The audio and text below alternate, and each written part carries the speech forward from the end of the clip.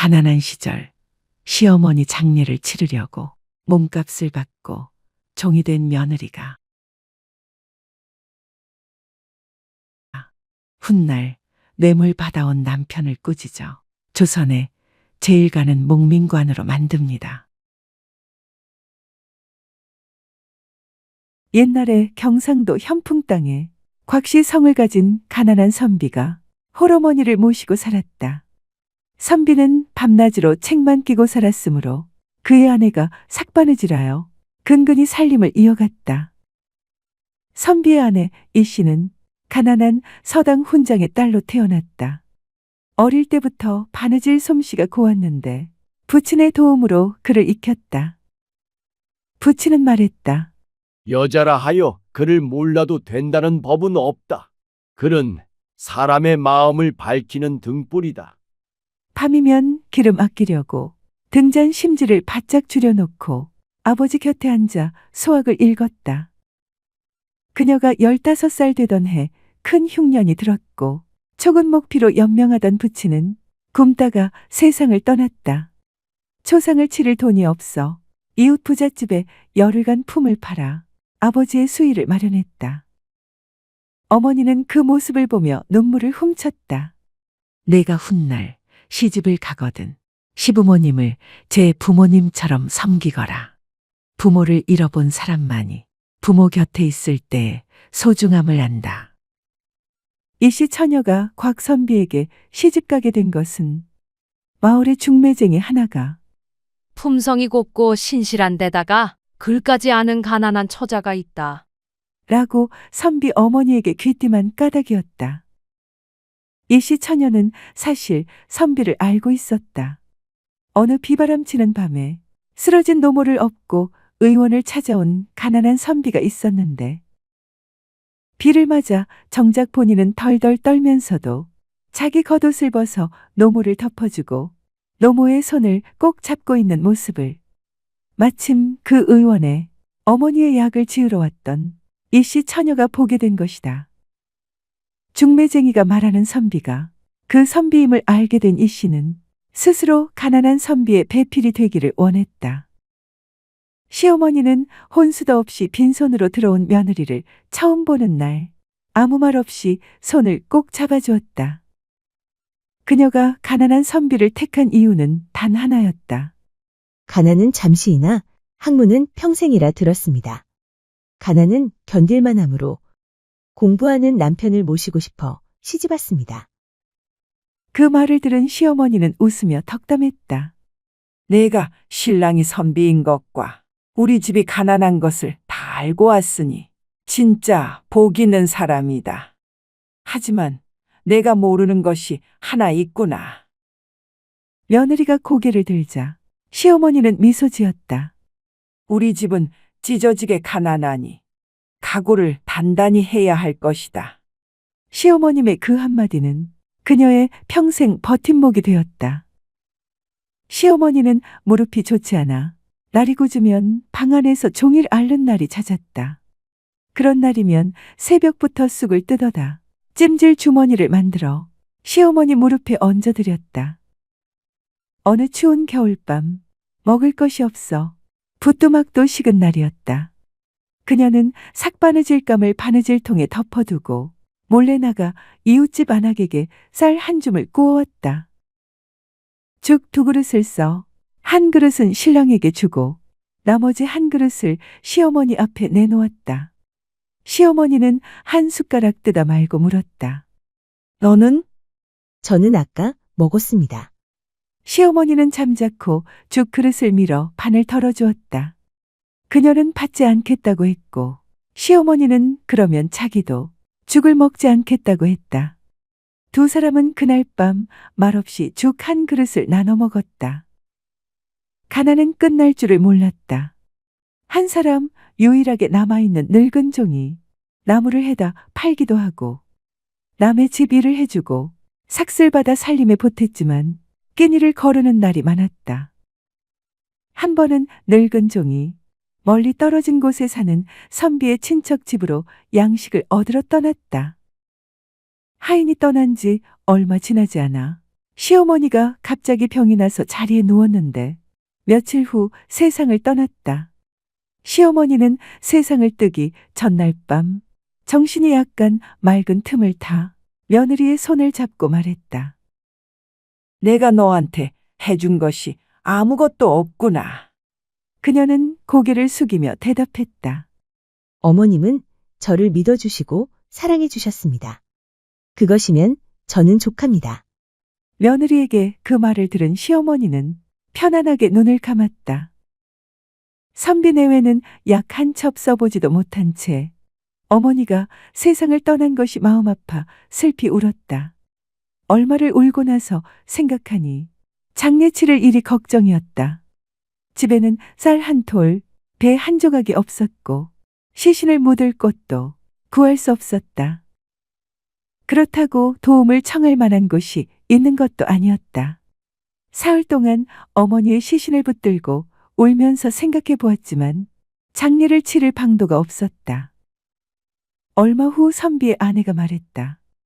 여기서 50여리 멀리 떨어진 곳에 부자인 대감이 산다고 하는데 내가 그 집 하녀로 몸을 팔기로 하고 몸값을 미리 받아 장례를 치르면 어떻겠습니까? 선비는 양반 집안의 여인이 남의 집 하인이 될 수 없다는 생각에서 아내의 말에 동의하지 않았다. 하지만 이튿날 아침이 되자 아내가 대감댁에 가겠다며 결연한 표정으로 동의서를 써달라고 하였다.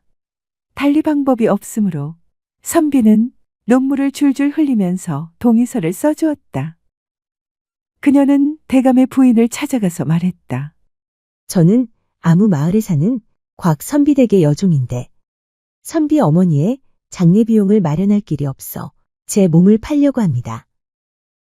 장례 비용을 대주시면 그 돈으로 장례를 치른 뒤에 댁에 와서 일을 하겠습니다. 대감의 부인이 그녀의 말과 행동을 보니 퍽단아하고 성실해 보여 마음에 들었다. 내가 선비댁 하인이라면 상전인 선비의 동의가 있어야 하는데 동의서를 받아올 수 있겠느냐. 속히 장례를 치러야겠기에 왔다 갔다 하는 일이 없도록 동의서를 미리 받아서 왔습니다. 이 일을 대감과 상의한 부인은 그녀의 말대로 하기로 하고 그녀에게 장례치를 돈을 주었다.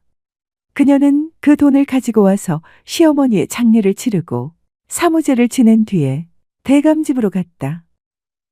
선비가 혼자 남아 어머니의 상청을 지키고 있는데 양식을 구하러 갔던 하인이 돌아왔다. 하인은 그간의 일을 들은 뒤에 제가 조금만 일찍 왔더라면 아씨께서 몸을 파는 일은 없었을 터인데 이 일을 어찌하면 좋단 말입니까? 하며 목 놓아 울었다. 선비 역시 땅을 치며 통곡할 뿐 달리 방법이 없었다. 얼마 후 아내의 안부가 궁금하여 견딜 수 없는 선비는 편지를 써서 늙은 종에게 주면서 남의 눈에 띄지 않게 편지를 전하고 안부를 알아오라고 하였다. 하인은 편지를 가지고 대감집 근처로 가서 동정을 살폈다. 그녀는 그날 하루 종일 집안에서 일을 하고 그 이튿날 아침에 다른 하녀와 함께 빨랫거리를 이고 냇가로 가서 빨래하였다. 한참 뒤에 함께 온 여인이 먼저 빤 빨래를 이고 먼저 집으로 돌아갔다. 하인은 그때를 틈타 그녀에게 편지를 전했다.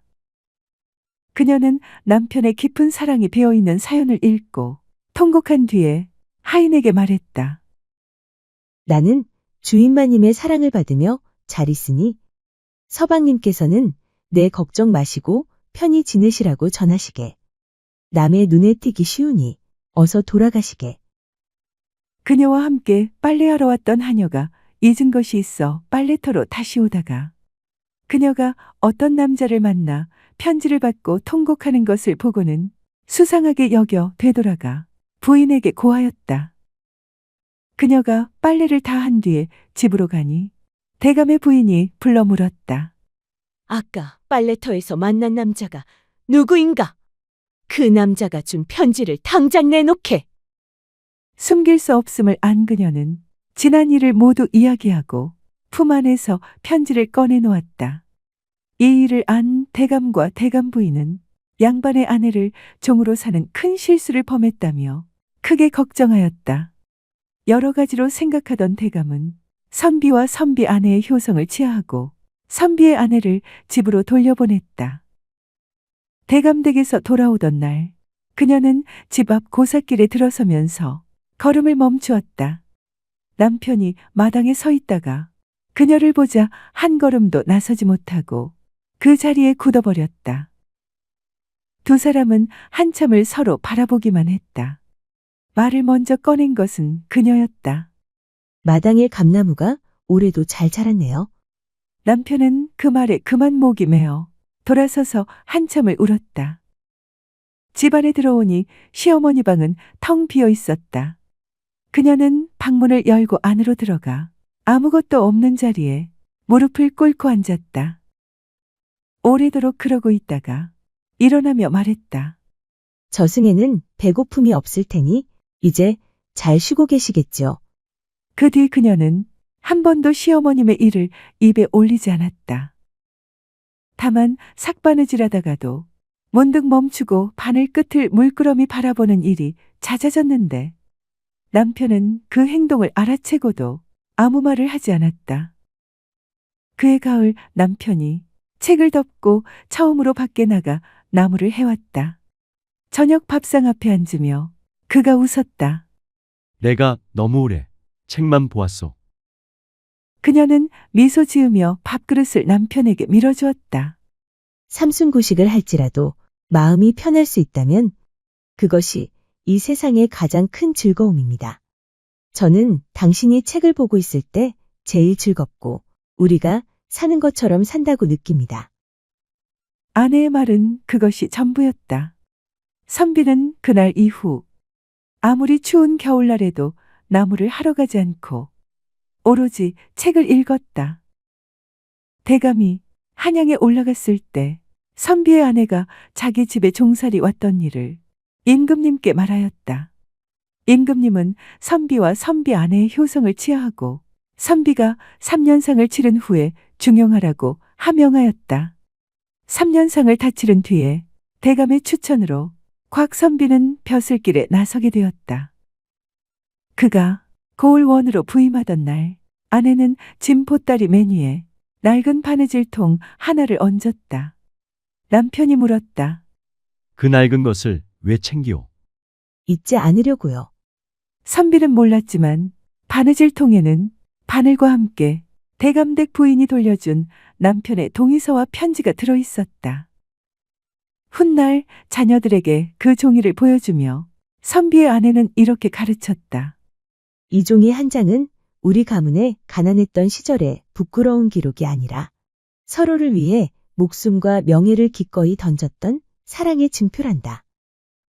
고을원으로 부임한 지 얼마 지나지 않아 인근 부호 한 사람이 큼직한 나무 상자를 들고 동원을 찾아왔다.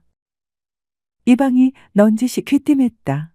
고을원님이 새로 부임하시면 의뢰에 이런 인사가 오는 법입니다. 받아두셔도 아무도 뭐라 않습니다. 선비는 그날 밤 아내에게 그 일을 털어놓았다. 한참 말이 없던 아내가 바느질통을 조용히 무릎 위에 올려놓으며 말했다. 그 상자 안에 무엇이 들었든 우리가 가장 가난했던 날에도 우리 손으로 마련하지 않은 것은 탐내지 않았잖아요. 사또는 고개를 들어 아내를 바라보았다. 나도 받고 싶지 않소. 하지만 이 자리를 오래 지키려면 적을 만들어서는 안 된다고들 하오. 아내는 바느질 손을 멈추지 않은 채 말했다. 시어머니께서 누워 계실 때 남의 집 삭바느질을 해서 번 돈으로 죽을 쏘아 드렸습니다. 그 죽이 부족했어도 어머님은 항상 그 죽을 보기라 하셨어요. 뇌물로 차린 밥상이 아무리 풍성해도 어머님이 그것을 드셨다면 편히 드실 수 있었을까요?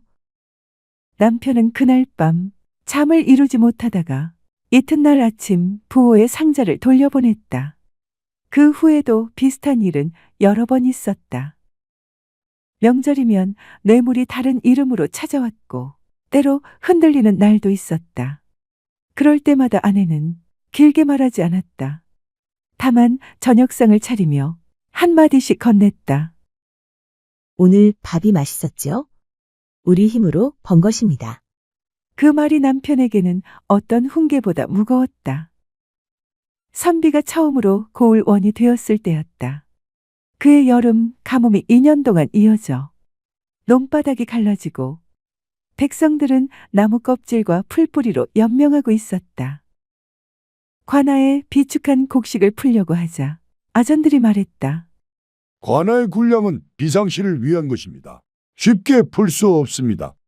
선비는 잠시 침묵하다가 관아 뒤편의 곡물 창고 문을 직접 열었다. 나라의 백성이 굶어 죽은 뒤에 비상이 무슨 소용이냐. 그는 장부를 찢어 불태우고 창고의 쌀을 백성들에게 고루 나누게 하였다.